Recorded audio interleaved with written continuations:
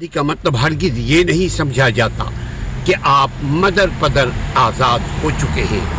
آپ اپنا قانون، اپنا اصول، اپنا رول ریگولیشن نافذ کرتے ہیں، اپنا نظام بناتے ہیں، انصاف کا سماجی نظام اپنا بناتے ہیں، معاشی نظام، اکنومیکل سسٹم اپنا اسٹیبلش کرتے ہیں.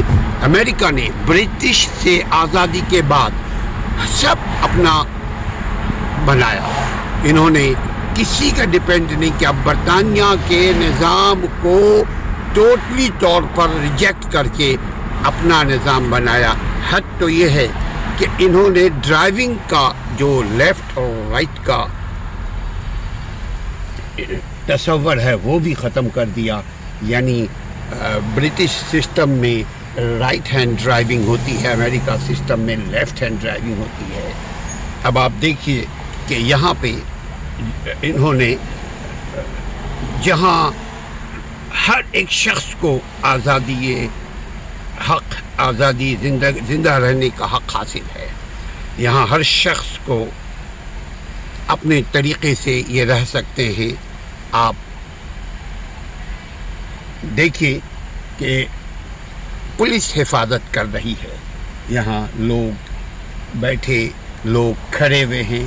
یہاں پریڈ ہونے کا انتظام کیا جا رہا ہے. پریڈنگ کا مطلب یہ ہے کہ یہاں یہ جیسے ہمارے یہاں پاک سرزمین شاد بات کرتے ہیں اسی طرح یہاں، لیکن پورا انتظامیہ یہاں پولیس، یہاں اور دیگر ادارے جو ہیں سب کے سب عوام کی حفاظت میں لگے ہوئے ہیں. پولیس کو دیکھ کر عوام کے دل میں خوف پیدا نہیں ہوتا، بلکہ پولیس کو دیکھ کر عوام کے دل میں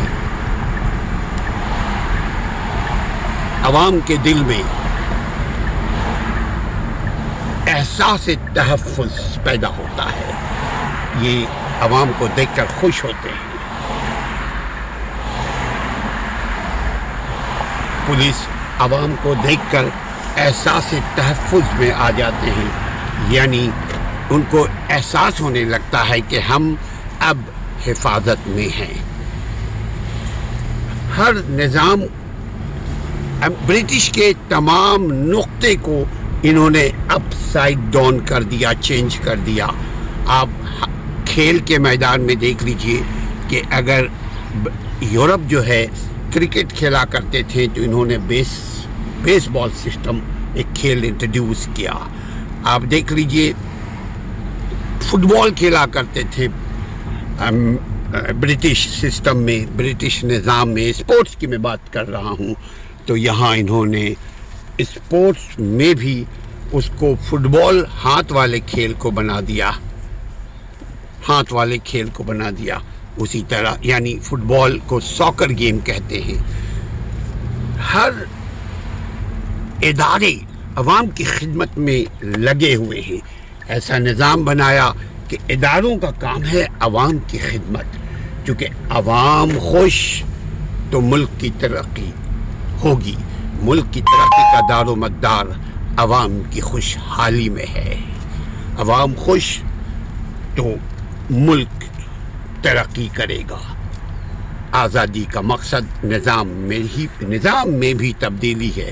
صرف جھنڈے میں تبدیلی کو آزادی نہیں کہتے.